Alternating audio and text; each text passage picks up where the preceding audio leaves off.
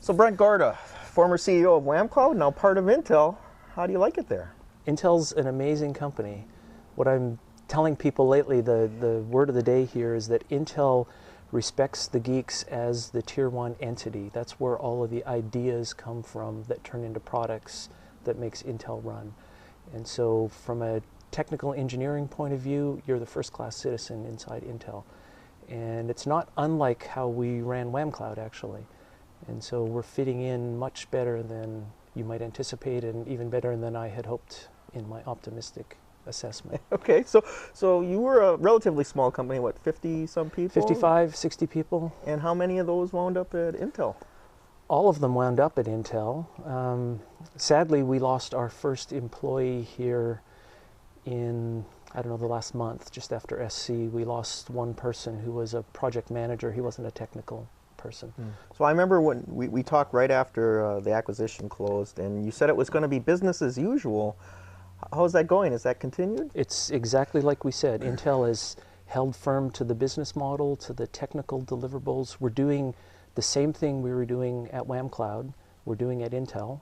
Now, mind you, we're trying to figure out Intel a little bit. Intel's a rather large company, and so while I'd like to believe we've got some number of thousands of salespeople that we could take advantage of, we are having a little bit of difficulty finding them and educating them and getting up on that wave. So as far as you know, the old Whamcloud, I mean, how are people, the rest of the people, liking Intel? It's funny that you say it that way, the old Whamcloud, because inside Intel, we're known as the Whamcloud Group. We've got this name, High Performance Data Division, HPDD, but people just call us Whamcloud. The branding at Whamcloud was actually quite successful. But the rest of the people, really, we're a distributed company, right? We're in 8 countries. We're just shy of 70 people. I should point out that Intel has let us grow by 20% as well. And the staff is doing exactly what they were doing before. We use the same tools as we did before, so we're getting along fine. So Brent, you know, we still have OpenSFS, the community, right? How is Intel supporting OpenSFS?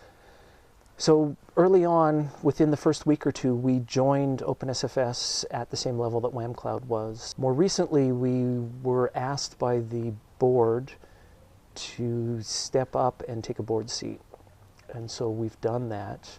And by the time this video comes out, the announcement should be out, but Intel will be a full-on board member for OpenSFS. So would you say that the primary set of activities you do is developing Lustre and going on that roadmap and making that stuff come to light?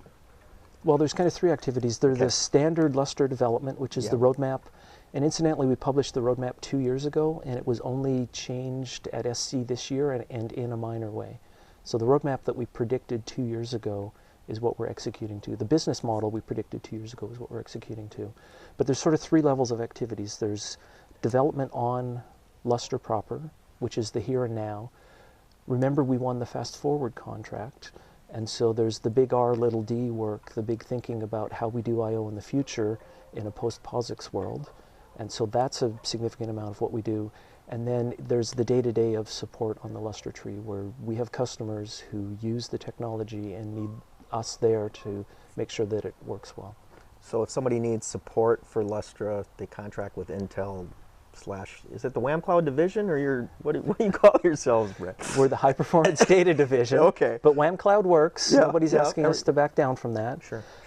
So they can contract directly with us or through one of a whole number of resellers. Generally, if you buy a new set of equipment, like a DDN or a NetApp or so on, you buy the support with that, and we back that up.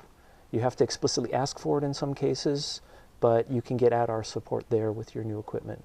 If you've got existing equipment and you need help, you can come straight to us and we'll help you out.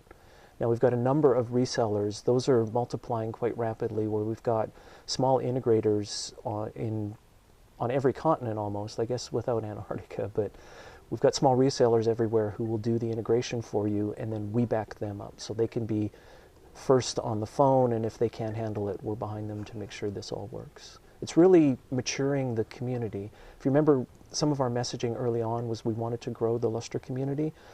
We've got a slide now that shows you can get Lustre from 20-odd organizations.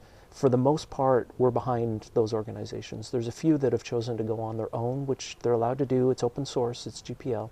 But for the most part, we can back up all of those instances of Lustre anywhere on the planet. We've got a team. We're about 70 people in 14 time zones in 8 countries. And so we take care of people using Lustre. So I remember when we were talking back in Switzerland last, I think it was March, right? And you were just getting the inklings of people that were using Lustre out there in the world and in the commercial space. Do you think this move that now it's part of Intel with Whamcloud, you think that's going to help, foster that? That's going to help in a big way, I think. They take us a lot more seriously now when we ink a contract and say Intel's going to stand behind this and make it work. It's a very different statement than, we're 50 guys spread all over the planet and we're going to stand behind it. We stood behind everything we did, we still do, but now with the Intel name, we can knock on bigger doors and take Lustre to places that we couldn't as a small company. And that's really good for the whole Lustre community, the ecosystem, right? We're growing the user base so that the hardware partners can be out there selling. Big data is a big buzzword, right? Could be word of the year, who knows? Sure. I just heard that, actually. Yeah, on NPR. So, and Lustre fits right in there. Lustre can move data faster than any other technology. So along those lines, you guys won the Fast Forward contract, I think, right before the acquisition, as Whamcloud won it, right? So Intel takes that over then. How is that going? So the first piece of that, Intel takes it over. There are different rules for contracting with the federal government when you're a small company than when you're a large company. So Intel took that over, but then Intel had to stand up and do a cost share with that, which was a significant investment in the team, in the technology by Intel. The project itself is going along quite well. There's a lot of really cool new ideas going on. We're out giving talks, presenting what we're going to do with it. There's partners with us, right? There's EMC, there's HDF Group, there's Cray, there's DDN, and so it's really a team effort. There's even another research team within Intel that does data analytics type software, and we're using them as the flagship application for this new work that we're doing. So it's going along quite well. Is that a 2-year program, or how's it laid out? 2-year. 2-year from, I think it was July 1st, 12 to June 30th, 14. So, we were talking about the community earlier, and I wanted to ask you about EOFS and how you guys are working with them, the European folks that kind of form their own organization for their community. How's that going? That's going really well. We were able to morph our membership as Whamcloud into Intel with them. So we were instantly members of the European Open File Systems.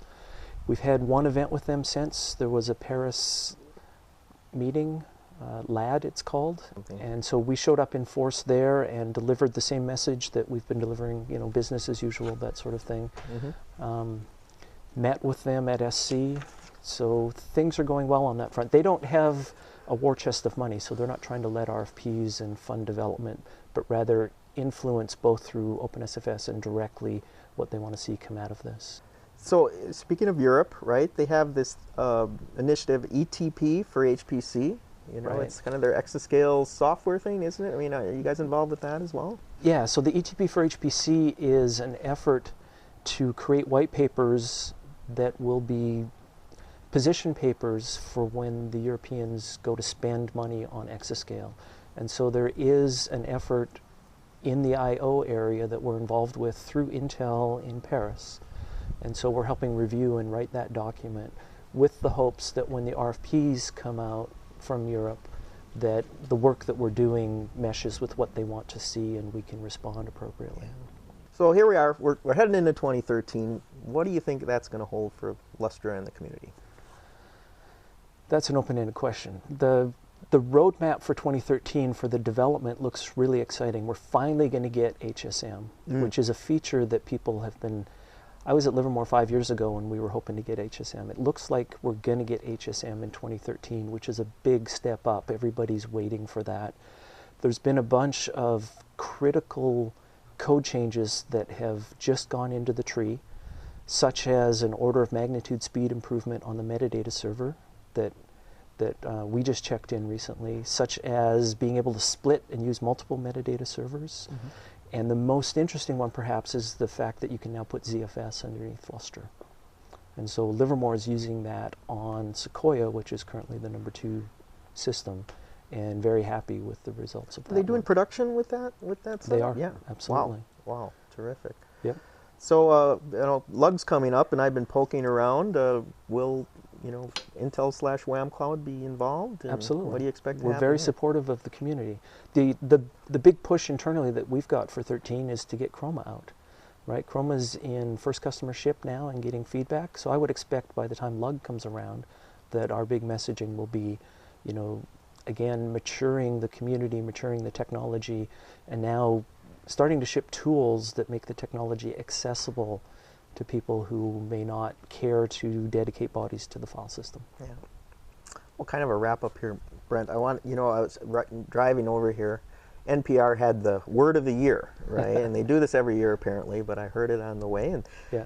the word this year is big data. And they gave a quite interesting lecture about it. So what are your thoughts on that? Is this the right time? Is it that big? It's interesting. As an aside, you saw Bill Kramer's response to the big data, meet the humongous data, that sort of thing. Those of us in HPC who are used to counting every flop and every byte on the wire and that sort of thing, big data doesn't come across as big in the sense of volume of data or bandwidth of data, but in the business sense, it comes across to me as big in the sense of the opportunity that it creates. A lot of people are accumulating data at faster and faster rates. My definition of big data here, now they want to make sense of it. And so they want to be able to traverse that data at high speeds, and everything's relative what high speeds means. Right?